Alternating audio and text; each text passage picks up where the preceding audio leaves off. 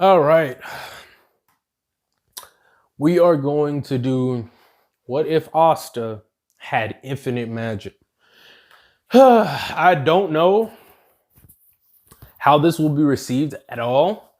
And I'm not 100% sure on how I should go about this. All right. So bear with me. And this is going to be my first time doing a Black Clover what if, which I'm just trying to see because I really like Black Clover. So I'm just trying to see, one, how people are going to receive this. Okay. Two, I'm just getting my foot in the work, so most likely there will be a potential remaster in the making for this what if it does well. So we're gonna start off when Asta and them, they're doing all this training and stuff. So instead of Asta being known for being weak per se, just because he has magic or whatever, people are gonna be like, I think he has magic. I can't sense any. This version of Asta is going to retain his I'm not giving up attitude, but it's going to be a lot different because he doesn't have a magic affinity. Like, he has infinite magic, but he can't use it because he has so much magic and it's hard to control, right? So this Deku at a young age is constantly meditating. And he's also constantly doing similar to what he did in canon. He's always constantly training his physical body because he knows, like, he needs to because if he doesn't, he feels like he's just gonna snap like a twig. So he's like constantly, I say, if it's even possible, he trains harder than he does in canon. So because he has to have mental control at almost at all times. If he doesn't know where his magic power is gonna take him, because it might just go all over the place and blow up and kill everybody. And also, he has to make sure his body stays in constant peak performance 24/7. All right. And so he's also, sorry if I'm taking away from the character, but he's also gonna have, I'm gonna say he's gonna be a little bit taller, a little bit more beefier due to this fact, because if you have energy, regardless if you want to call it chi ki or whatever you want to call it, tai chi, whatever you want to call it, when you have more energy, you're going to have more to give to your body. So with that being said, we got our boy looking pretty solid. So him and, they still, most of the stuff happened in the canon. The only difference is he's a lot stronger as he's growing up, like just physically speaking. Then we can go ahead and get over to when they get the book and stuff, or when they're getting the Grimoires, and Asta doesn't get a Grimoire similar to canon. Then we're gonna say, once again, infinite magic. It'd be kind of hard to be able to sense something that's forever lasting or infinite, right? So let's see.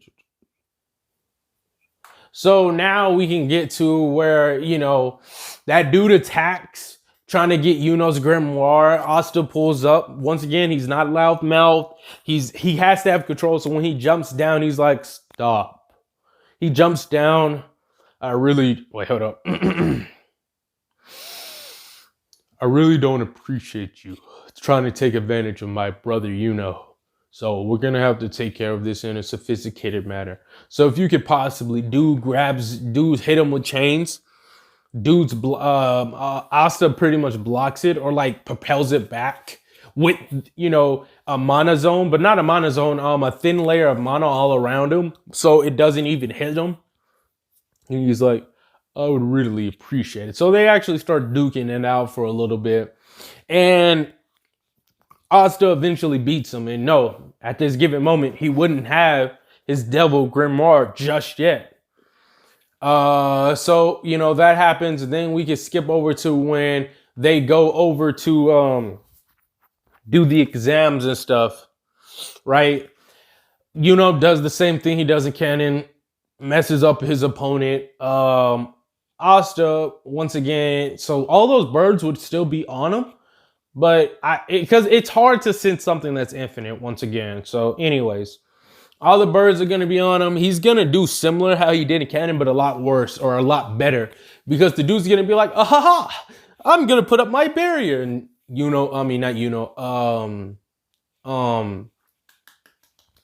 Asta is going to just look at this and be like, he looks over at the people that are registering this. You said we're able to fight with our heart's content, right? So if I was to bring him near death, that would be okay, right? And I guess the Wizard King would be like, yes, that's correct. While in his head, he'd be like, huh, each year gets crazier and crazier, huh? So Asta takes his stance and says, for the weak-willed people, I'd advise you to move back because basically says, unless you're a captain, you might want to move back.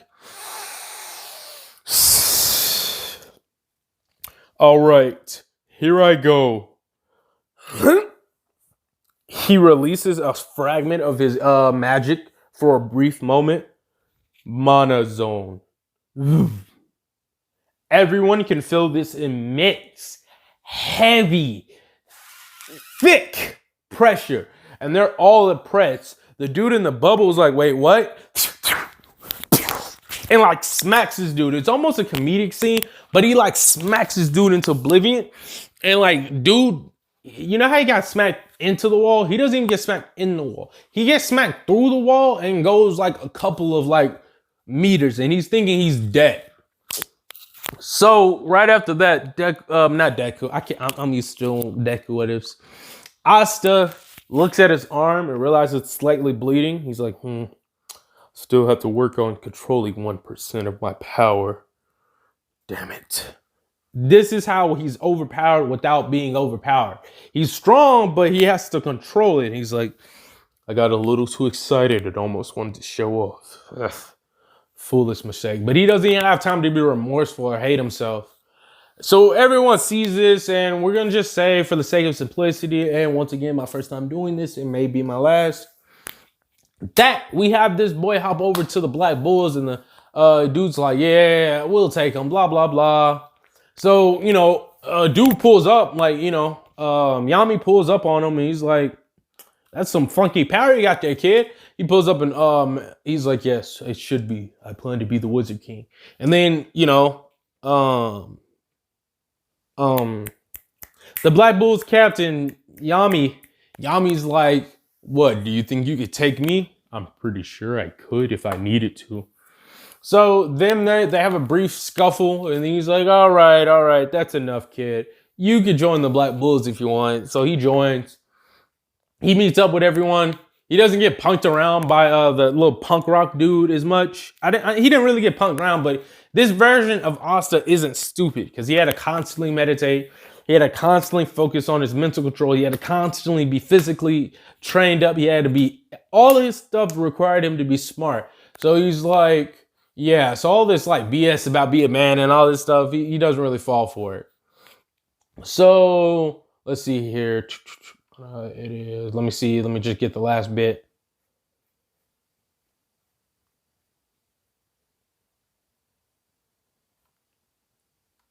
And then if I remember correctly, hold up, give me a second here, kiddies.